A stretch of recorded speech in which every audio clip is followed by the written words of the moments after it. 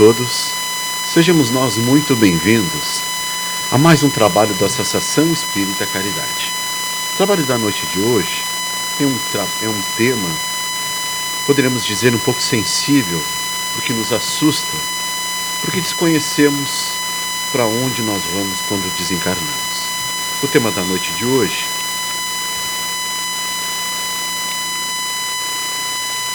atendimento espiritual aos encarnados.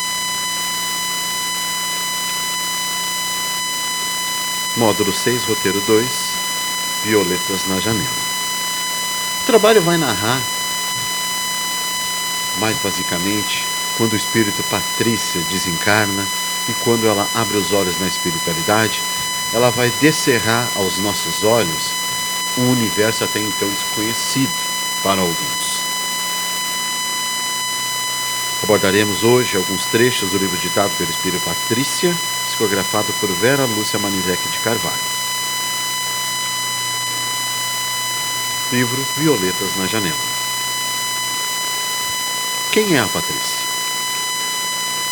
Patrícia é uma jovem de sorriso franco e alegre. Inteligente, estudiosa, raciocinava sobre tudo o que aprendia. Aos 19 anos, tinha na doutrina espírita sua meta de viver: despertar no mundo espiritual. Estava deitada numa cama alta, como as dos hospitais, branca e confortável. Acordava e dormia. Sentei-me no leito e vi ao meu lado um senhor. Quando olhei, ele sorriu. Um amigo espiritual com o nome de Maurício. Ousei perguntar: estou sonhando ou desencarnei? Olhou-me nos olhos, lembranças vieram-me à mente. Ia levantar, era domingo, inverno, final de férias, sentei-me na cama, senti uma tontura. Continuei perguntando: o que aconteceu? De que desencarnei? A resposta do benfeitor: aneurisma cerebral. Vejamos bem, a questão toda nossa é o que tem do lado de lá. Patrícia desencarna aos 19 anos e por vezes nós nos perguntamos: como pode uma jovem tão tenra idade desencarnar?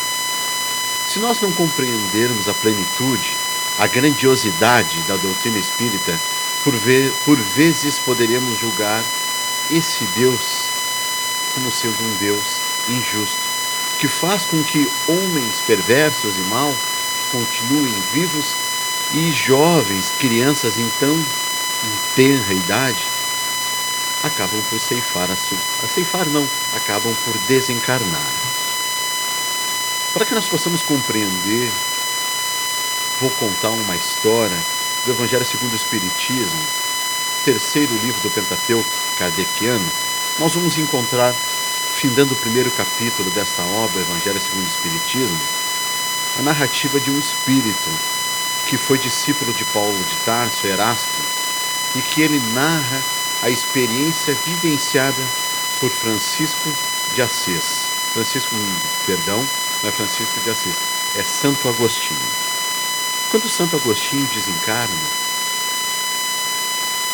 ele chega na espiritualidade e ele se depara com sua mãe. Sua mãe chega, a abraça e ele lá fala em plenos pulmões a todos nós: ninguém morre. E é o que acontece com Patrícia. Patrícia chega na espiritualidade, por ter uma noção de doutrina espírita, ela tem esse despertar muito logo de seu desencarne. Pergunta como foi o seu desencarne, a espiritualidade responde que foi num domingo de manhã. Ela acorda e é cometida pelo aneurisma cerebral e acorda na espiritualidade. Onde estou? No Hospital da Colônia Espiritual São Sebastião. O sono reparador. Para que serve o sono reparador? Sinto muito sono, relata ela. Dormi muito. Quanto tempo? O seu benfeitor espiritual diz a ela 16 dias. O reencontro. Você lembra de sua avó, Amazílis? Ela está aqui e quer vê-la. Amazílis entrou no quarto de mansinho, estava diferente, mais bonita. Beijou-me na testa e nos abraçamos demoradamente. O diálogo. Vovó, como está a mamãe e papai? Estão bem, são espíritas. Eles não sentiram meu desencarne? Sentiram, claro. Todos sofrem a sua ausência. Aí uma questão em que nós poderemos parar aqui um instante. Estava assistindo uma palestra de Divaldo Franco, sobre o tema perda de entes queridos. E ele questiona para Joana de Ângeles qual seria a maior perda que o ser humano poderia enfrentar. Joana de Ângeles diz a ele que a maior perda, a maior dor que nós poderíamos passar enquanto estivermos encarnados é a perda de um ente querido. Vejamos bem, Divaldo vai completar ainda dizendo que a maior perda, a maior dor que o ser humano pode sentir, além de a perda de um ser, de um ente querido, é quando ele morre em sua existência. Morre por através do orgulho, morre por através da vaidade. Porque isso cristaliza em nossa alma sentimentos que nós não nos sensibilizamos com o todo. Passamos a nossa existência enxergando somente a nossa dor. Muitas pessoas adentram os consultórios psiquiátricos porque são acometidos pela depressão e lá quando se narram, começam a narrativa de sua experiência vivida para que o psiquiatra ou psicólogo ele possa encontrar a matriz do sentimento que causou a depressão, todos relatam a mesma coisa. Estou aqui porque meu parente morreu pela perda do fulano, pela perda do ciclano. Vejamos bem, por vezes o nosso apego material por esses entes acabam por fazer e emitir vibrações que quem desencarnou acaba por estar lá sofrendo. Sofre porque vê no encarnado, no parente encarnado, sendo ele o agente daquela dor. Patrícia vai nos narrar, e por ser uma jovem espírita, por ter nascido em um berço espírita, que essa dor, esse sofrimento, ele não deixa, não nos isenta de sofrer, mas compreendemos por que sofremos. E como Santo Agostinho nos diz, a todos os pulmões, ninguém morre. Os espíritos podem nos dizer qual seria para nós a lição que nos consolaria por aquele que perde um ente querido. Ninguém morre. Encontramos aí a esperança de um até logo. A separação é momentânea. A separação é só por um tempo, porque todos nós voltaremos para a verdadeira vida, a vida do Espírito. E esquecemos, por vezes, de coisas tão sensíveis, de quando nós estamos encarnados, com todas essas pessoas que circundam, que estão ao nosso redor, de nós esquecermos as ofensas, procurarmos aquele pai que nós não vemos há algum tempo, aquela mãe que mora em outra cidade, aquele irmão que está ali precisando de uma mão. Nós vamos cristalizando em nós o orgulho, o egoísmo, que impede de nós vermos todas essas nuances ao nosso derredor e acabamos por nos anular em plena existência física. A questão é, a doutrina espírita não devolverá os nossos entes queridos. Ela apenas, através de seus ensinos, ela nos aclara em nos dizer que a separação é momentânea, que todos nós, filhos do mesmo Pai, não há injustiça nas suas escolhas. Divaldo conta uma história que eu achei muito pertinente, achei muito linda e que ela é emocionante, em que um sheik árabe sai para fazer uma viagem. E ele, ao sair, ele chama sua esposa e entrega a chave de todos os aposentos do seu palácio. A chave do cofre, a chave das escrituras das suas terras, o seu filho, o poder de todo o mando para sua esposa. E quando ele sai em viagem, ele diz: voltarei na segunda lua. Quando ele retorna para sua casa, a primeira coisa que ele vai ter conta é de seu filho.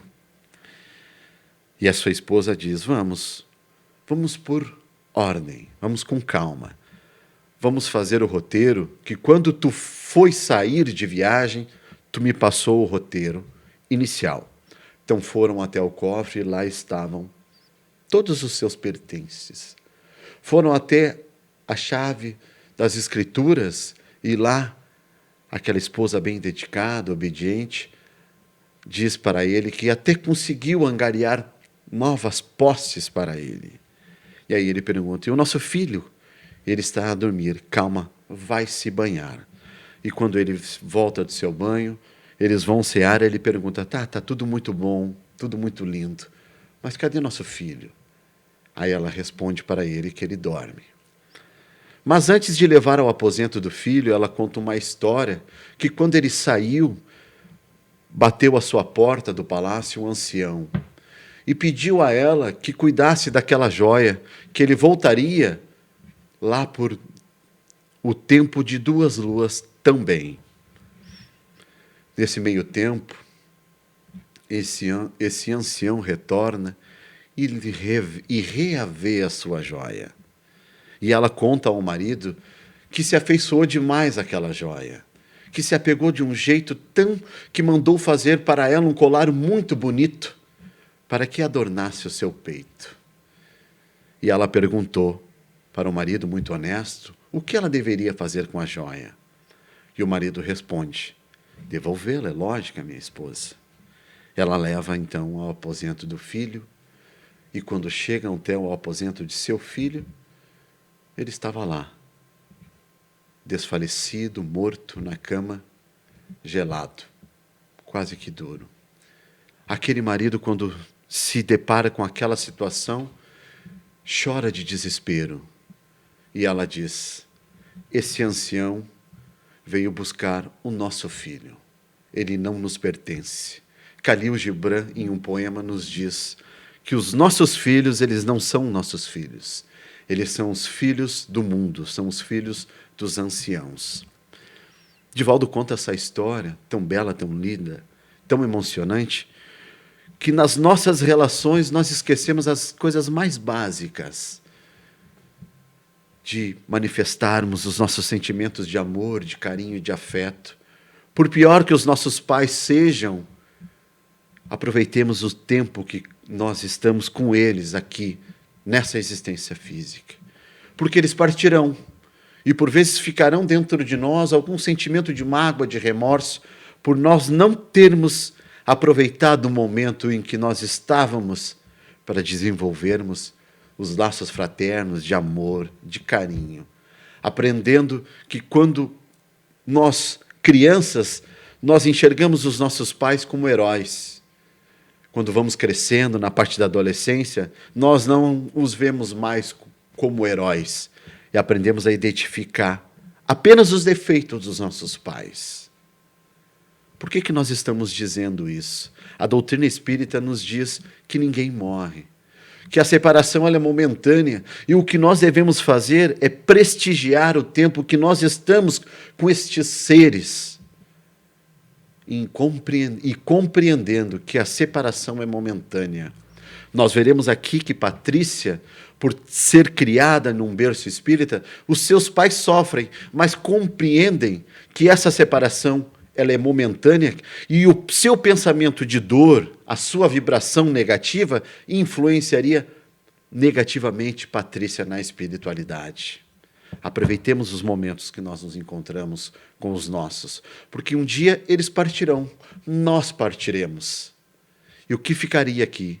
Somente as nossas boas lembranças. É assim que nós lembraremos dos nossos genitores, de todos os entes queridos, em que temos a oportunidade de estarmos agora. As boas ações fazem de tudo para mandar a você o carinho e o amor que sentem. Um dia vocês irão se encontrar, como agora se encontra comigo. Verá que nunca estiveram separados, porque o amor os une. A visita de Maurício. As vestes. E essas roupas são minhas? Como vieram parar aqui?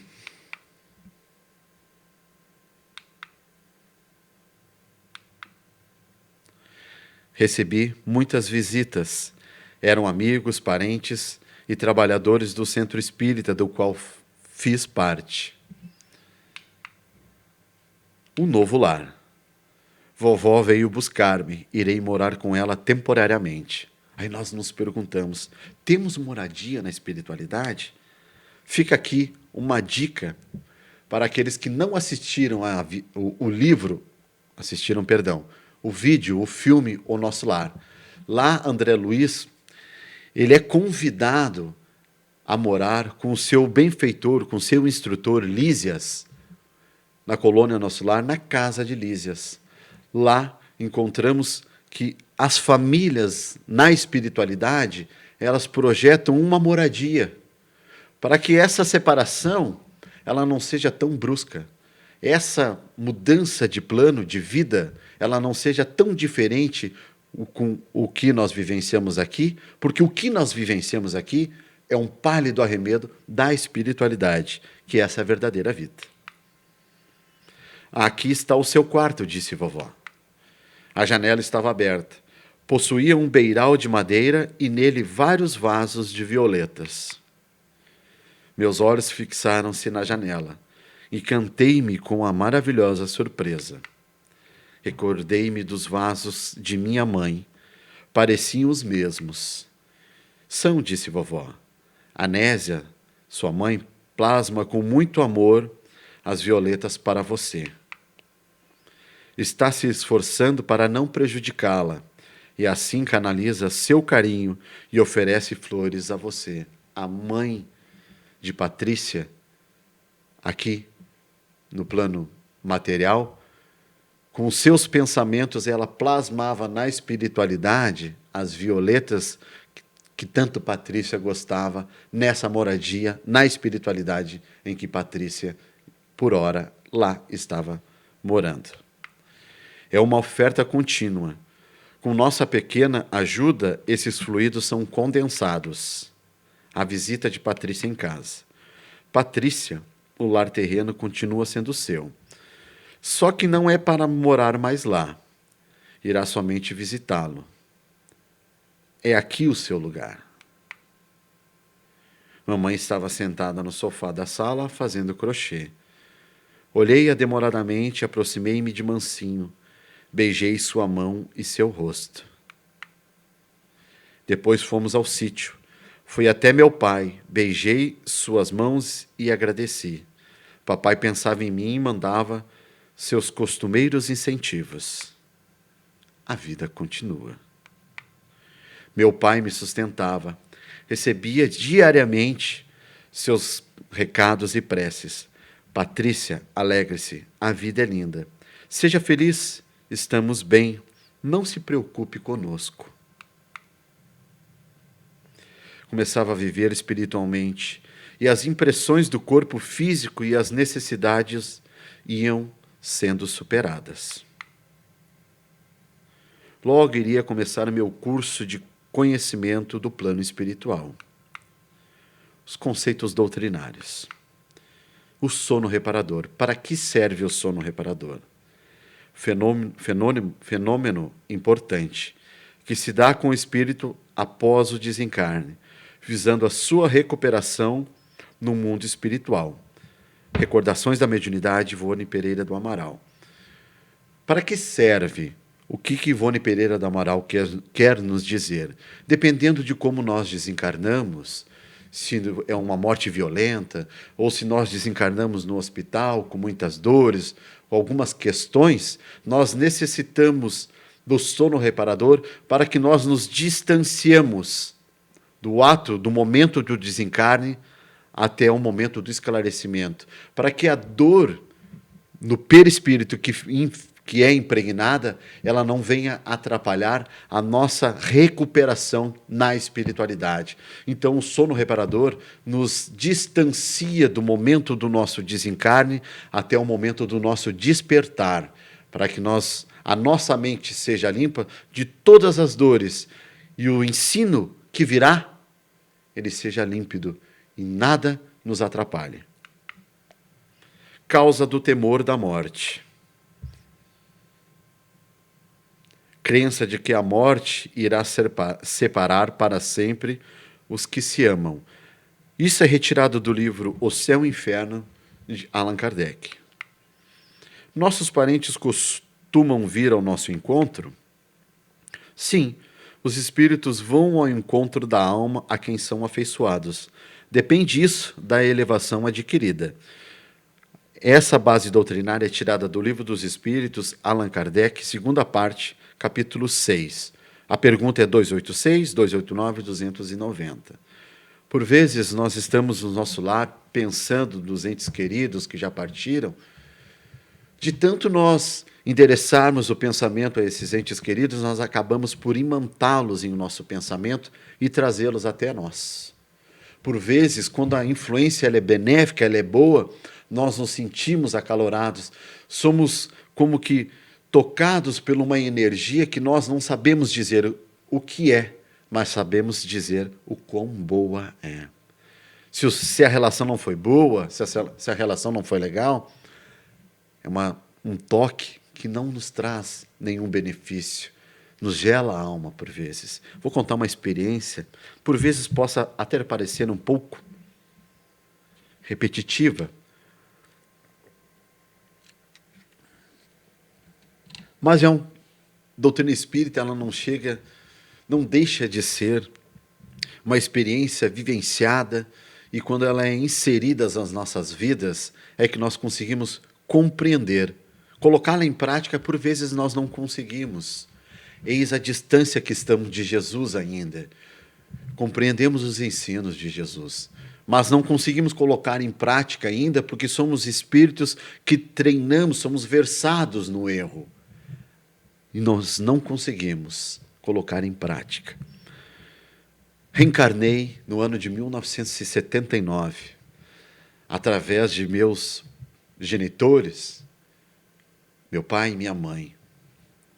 Tive uma relação que, quando nós adentramos a doutrina espírita, nós conseguimos compreender o Evangelho segundo o Espiritismo, e quando lá, no capítulo do Evangelho, amai os vossos inimigos, conseguimos compreender porque nessa grandiosa obra de Deus, Deus dá a oportunidade de dois inimigos ferozes, através do reencarne e pelo véu do esquecimento, criar novos laços afetivos e construírem nessa oportunidade uma nova experiência.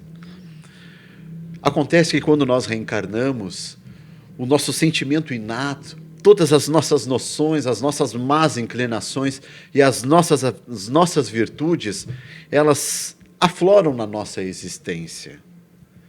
E quando eu digo isso, meu pai e eu, nós nos amávamos, mas nós não nos aceitávamos como nós éramos. Eu queria que ele fosse de um jeito e ele queria que eu fosse de um outro jeito. E essa vibração nos afastava, embora nós nos amássemos.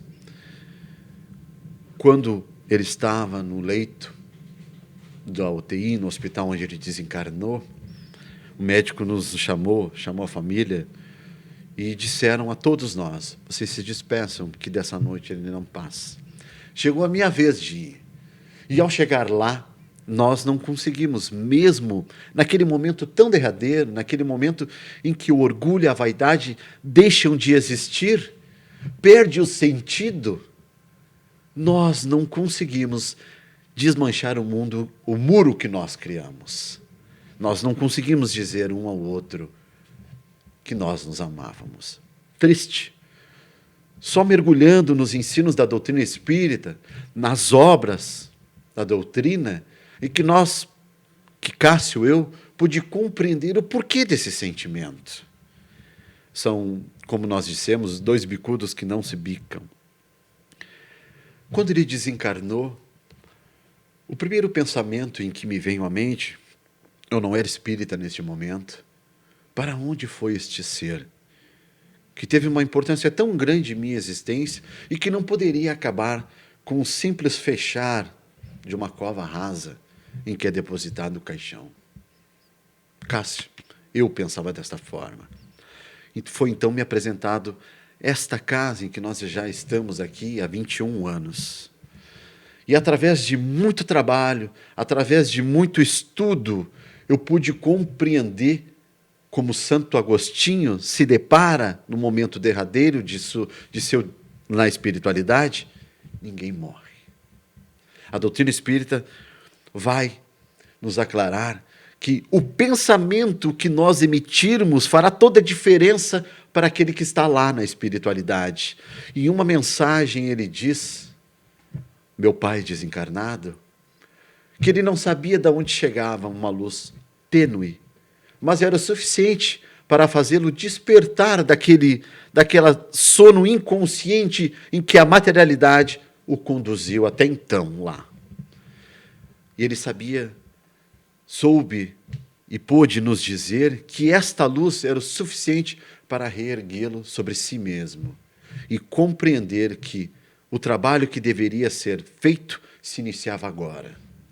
Divaldo, nessa palestra nos diz que o menor das dores, embora ele saiba que a maior dor que o ser pode enfrentar é a da perda dos entes queridos, dos seres amados, é a dor que a materialidade nos conduz. É a morte em vida que ele nos fala.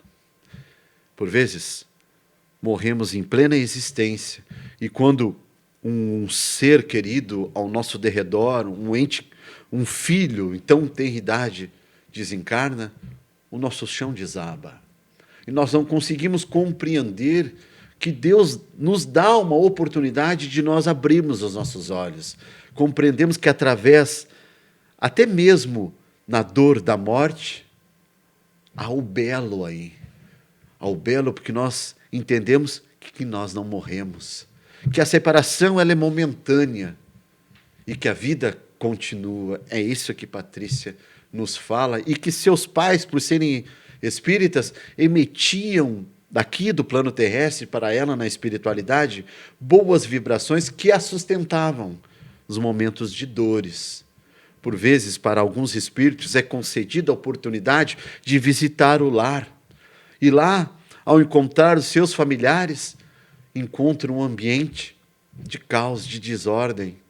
Pergunta a si mesmo, o que fizemos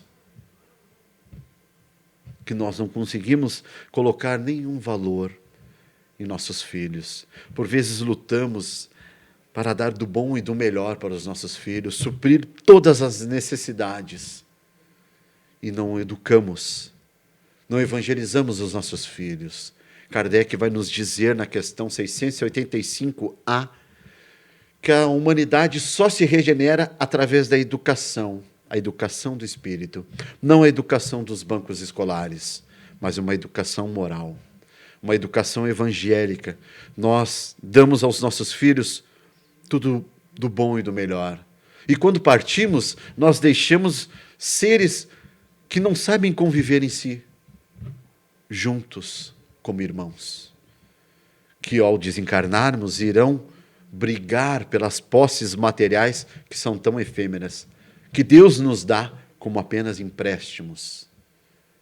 Devemos nos evangelizar, devemos, assim como os pais de Patrícia, educá-los para que eles possam compreender que tudo o que eles fizerem aqui de bem reflete na sua própria existência de espírito imortal. que quando nós nos apresentamos na espiritualidade, prestamos contas daquilo que nós fizemos, do bem que construímos, da virtude que levamos e também do mal que produzimos. Nós também somos responsáveis. Criações no plano espiritual.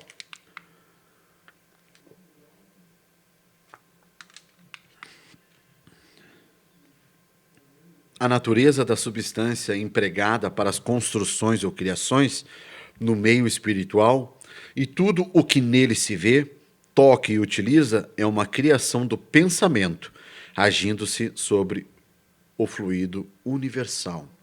Vejamos então o que Ernesto Bozano nos diz no livro Crise da Morte.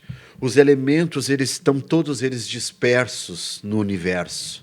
A espiritualidade benfeitora recolhe, manipula esses fluidos para que plasmem na espiritualidade um ambiente mais agradável a nós. Um ambiente que possa ser mais apraz para o nosso crescimento. É isso que Ernesto Bozano nos diz. Os benfeitores, sabedores desse fluido cósmico universal, então angariam, recolhem do universo e plasmam através do pensamento formas, criações, para que possam melhor agradar, para que seja de benefício para o crescimento do espírito desencarnado. O pensamento. O pensamento nunca anda sozinho. Acompanhando está sempre o sentimento, dando qualidades boas ou más à nossa energia mental. Vejamos bem, com o teor do que estamos pensando, com o teor do que nós estamos emitindo para o nosso amigo, para o nosso inimigo. Porque toda ação boa ou má, ela irá refletir sobre nós mesmos. Pensemos nos entes queridos com a saudade convertida em oração. Emmanuel nos diz. Sofreremos? Sim, sofreremos. Mas o sofrimento tem que ser entendido e compreendido e não em desespero. A serenidade emite vibrações luminosas que envolvem o espírito em bênçãos de paz, facilitando o seu desligamento e a sua adaptação no mundo espiritual. Crise da Morte, Ernesto Bozano. Então, a serenidade emite vibrações luminosas que envolvem o espírito em bênçãos de paz, facilitando o seu desligamento e a sua adaptação no mundo espiritual. Por vezes, o nosso familiar está num leito de um hospital. Por vezes, nós estamos prendendo o nosso familiar com o nosso pensamento, envolvendo-o numa teia obscura, enegrecida de pensamentos, prendendo o espírito, o perispírito daquele ser que está ali, não deixando que cumpra o seu processo evolutivo. Quando ocorre as tais melhoras que antecedem a morte, é que a espiritualidade consegue nos afastar daquele momento para que ela, a espiritualidade, consiga romper os laços materiais que prendem o perispírito daquele nosso familiar que está ali, para que ele cumpra o seu processo evolutivo e ele retorne à verdadeira vida, à pátria espiritual. Às vezes nós não compreendemos, não entendemos, por que ocorre as tais melhoras? O fulaninho está melhor, coisa boa. E quando nós retornamos ao nosso lar, recebemos a ligação. Volta lá que o fulano desencarnou. Volta lá que o fulano morreu. É para isso, para que a espiritualidade possa romper o nosso sentimento e pensamento que está ligando ao nosso familiar, mantendo-o preso, imantado aqui. Um aviso. Quando os encarnados só pensam nos desencarnados como doentes e sofrendo, eles se sentem assim e têm mais dificuldades para livrar-se dos reflexos da doença para a qual desencarnam. Quando os familiares não colaboram, os desencarnados necessitam de muito auxílio para superar essa fase difícil. A compreensão espírita não deixa eternizar o sofrimento. A saudade não se torna mórbida, não aniquila, não arrasa ou consome a existência de quem ficou.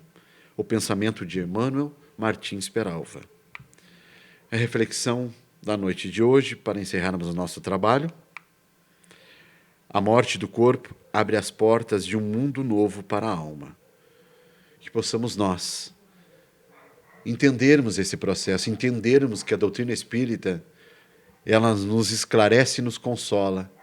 E só nós compreendendo que a separação é momentânea, nós conseguiremos ajudar aqueles que estão aqui ou aqueles que já partiram. Nosso muito obrigado. É pura mudança de capítulo no livro da evolução e do aperfeiçoamento.